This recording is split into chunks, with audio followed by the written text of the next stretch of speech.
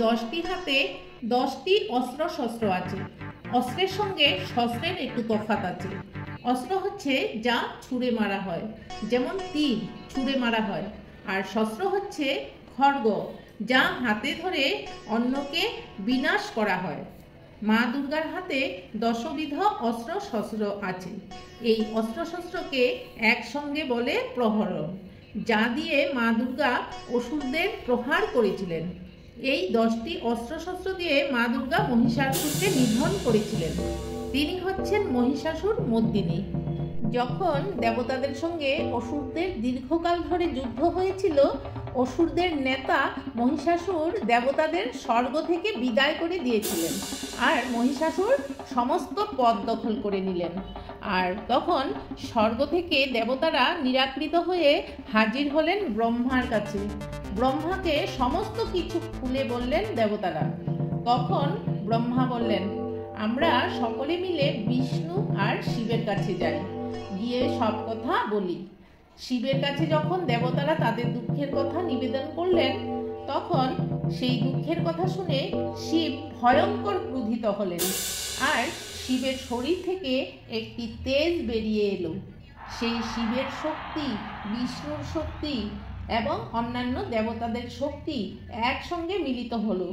এই তেজ দিয়ে একটি মূর্তি গড়ে উঠল। মানবীয় রূপ ধারণ করলেন। অপূর্ব দেখতে তিনি হলেন মহামায়া মা দুর্গা। মা দুর্গাকে সমস্ত দেবতারা অস্ত্রশস্ত্র দিয়ে এক অপূর্ব নারী মূর্তি গড়ে তুললেন। তারপর দেবী এক ভয়ঙ্কর হুঙ্কার ছাড়লেন। সেই হুঙ্কারের সঙ্গে এক অট্ট হাসি এসে মিলিত হল। সেই হাসিতে সমস্ত পৃথিবী কেঁপে উঠল। সেই হাসির হুঙ্কারে মহিষাসুর কুপিত হল।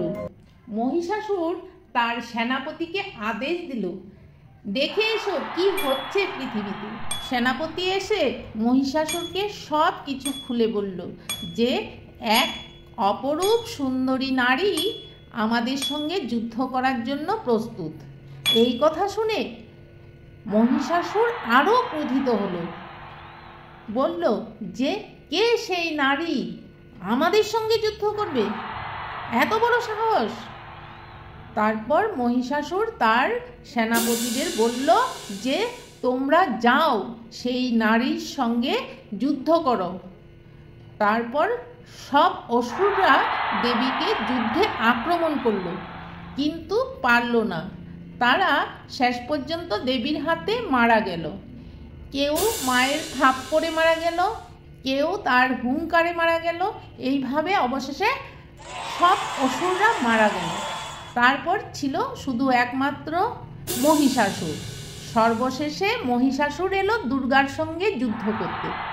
মহিষাসুর এসে নানান রূপ ধারণ করতে লাগলো, কখনো হাতি, কখনো ঘোড়া, কখনো নানান রূপ ধারণ করলো।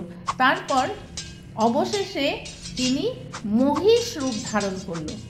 মহিষ রূপ ধারণ করার পর দেবী দুর্গার চিনতে ভুল হলো না। সেই মহিষকেই দেবী দুর্গা মাথা কেটে দিল।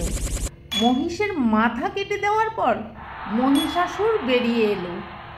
মহিষাসুর বেরিয়ে আসার পর দেবী দুর্গা তার ত্রিশূল দিয়ে মহিষাসুরের হৃদয়ে আঘাত করলো। তারপর মহিষাসুরের বধ হল। মহিষাসুরের বধের পর পৃথিবীতে শান্তি নেমে এলো, আর সকল দেবতারা আনন্দে মায়ের জয়ধ্বনি করতে লাগলো। জয় মা দুর্গা।